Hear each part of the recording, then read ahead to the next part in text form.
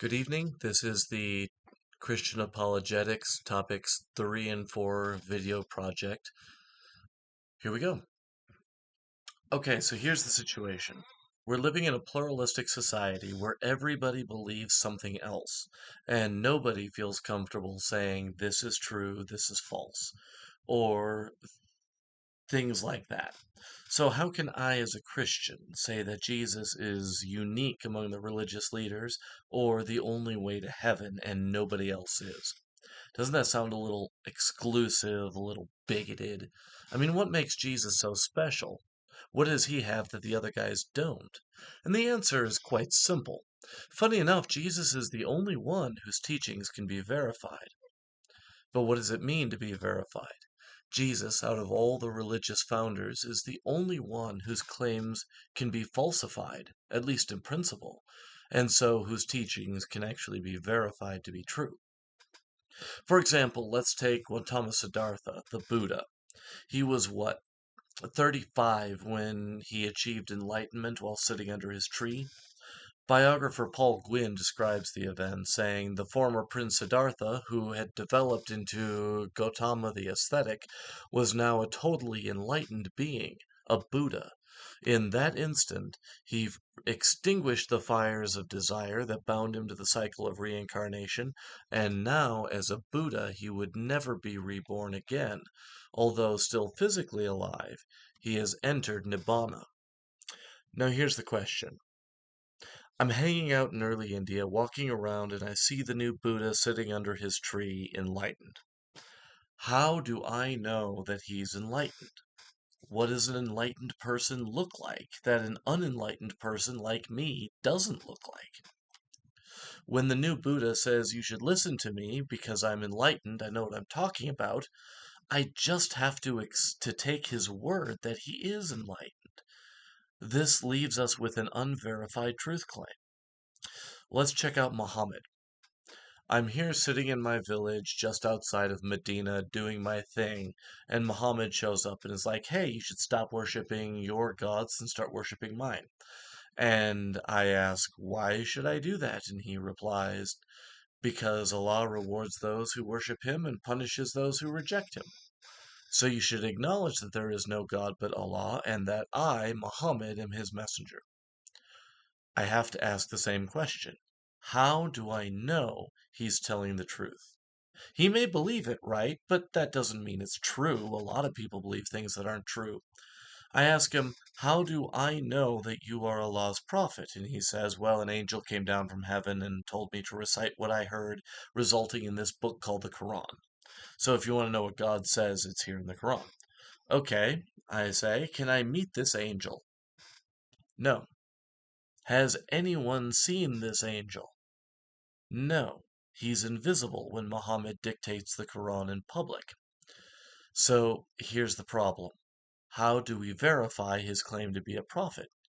You can't verify it. You can't falsify it. You can either accept it or reject it. So, so what? How is Jesus any different? In order for Jesus' claims to be verified, three things need to be true. One, Jesus existed. Two, Jesus died. And three, Jesus came back to life. If he did those three things, his claim to divinity is verified. So let's look at them one at a time. Did Jesus exist? Of course he did. Putting aside the fact that nobody questioned Jesus' existence until the 18th century, the current scholarship recognizes there's no way around the existence of Jesus. Whether it's contemporary sources like St. Paul, who wrote his epistle to the Galatians in the late 40s AD, a mere 10 to 20 years after Jesus' death, or Jewish historians like Josephus, who wrote about Jesus in the mid 90s, or even the Roman senator Tacitus, who wrote about Jesus somewhere around 120 AD. Look, the sheer number of people talking about Jesus within a few decades of his lifetime, from a historical position, make the existence of Jesus certain. Yes, he existed. The renowned professor and notable atheist Dr. Bart Ehrman even wrote a book about it, aptly named Did Jesus Exist? He stated this: I want to stress the most foundational point of all. Even though some views of Jesus could loosely be labeled myths, Jesus himself was not a myth. He really existed. So, box one, check. Jesus existed. Box two, did Jesus die? There is no case to be made that Jesus did not die by crucifixion. The closest thing you have is a denial by Muhammad some 600 years later saying that God switched faces with Jesus and someone in the crowd. I don't think so. That's like 500 years from now, some random person in Mexico is like, I don't think John Wilkes Booth actually shot Lincoln. Okay, it's not very convincing, especially when you have people like Senator Tacitus, again around 120 AD, only 80 to 90 years after Jesus died, saying things like this: Christus, from whom the name Christians have its origin, suffered the extreme penalty during the reign of Tiberius at the hands of one of our procurators, Pontius Pilate. Remember, that's less than a century after Jesus' crucifixion, and they're talking about it in the Roman Senate chambers. And if you read the whole chapter, he's got some pretty awful things to say about the Christians, so he's not exactly a friend here.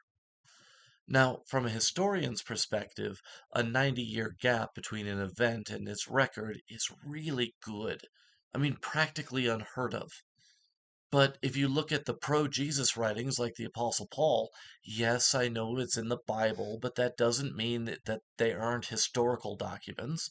And if you simply read them as historical documents, that 90-year gap drops from 90 to 20. Dr. Shireen Corey gives a historian's perspective on the topic, saying Paul mentions in 1 Thessalonians 2:15 through 16 that the Jews killed Jesus. According to the critics, this testimony is historically reliable, and it is written around early 500 or early 50s AD, which is considered a very early source. A gap of 20 years is not considered long in historiography. By a secular standard, this group is very short when compared to other historical accounts. Take, for example, Diodorus's manuscript, which dates to the 1 AD, but mentions Alexander the Great, who died in 323 BC. This places a 320-year gap between his death and the earliest written sources about Alexander the Great. 323 years. Jesus had 20. Box 2, was Jesus crucified? Check. Now for the exciting one. Did Jesus come back from the dead? Now the temptation here is to drift off into theology or philosophy, and we're going to resist that, okay? Because if Jesus really lived and he really died and he really rose from the dead, it's not a philosophical question, it's a historical one. Same as did Napoleon fight at Waterloo? Either he did or he didn't. So let's answer that question before we worry about the implications. So what does history say? Well, if history teaches us anything, it's that the religious leaders have their tombs enshrined. I can go to Muhammad's tomb, for example, in Medina, Saudi Arabia. I can go visit the stupas where Gautama Siddhartha had his ashes interred. But I go to Jesus' tomb and all I find is an empty church. And that's a fact. It's not theology. It's not bias. It's a simple reality. There is no body in any of the tombs possibly owned by Joseph of Arimathea, which was used to hold the body of Jesus. So logic tells us that if someone put the body in the tomb and nothing happened to it, then it's still there. So something had to happen because it clearly is not in the tomb. So what happened to the body of Christ? Maybe the body was placed somewhere else. Couldn't be, because the women were there when Joseph of Arimathea placed it in the tomb. They knew where the tomb was. Maybe the body was moved. Okay.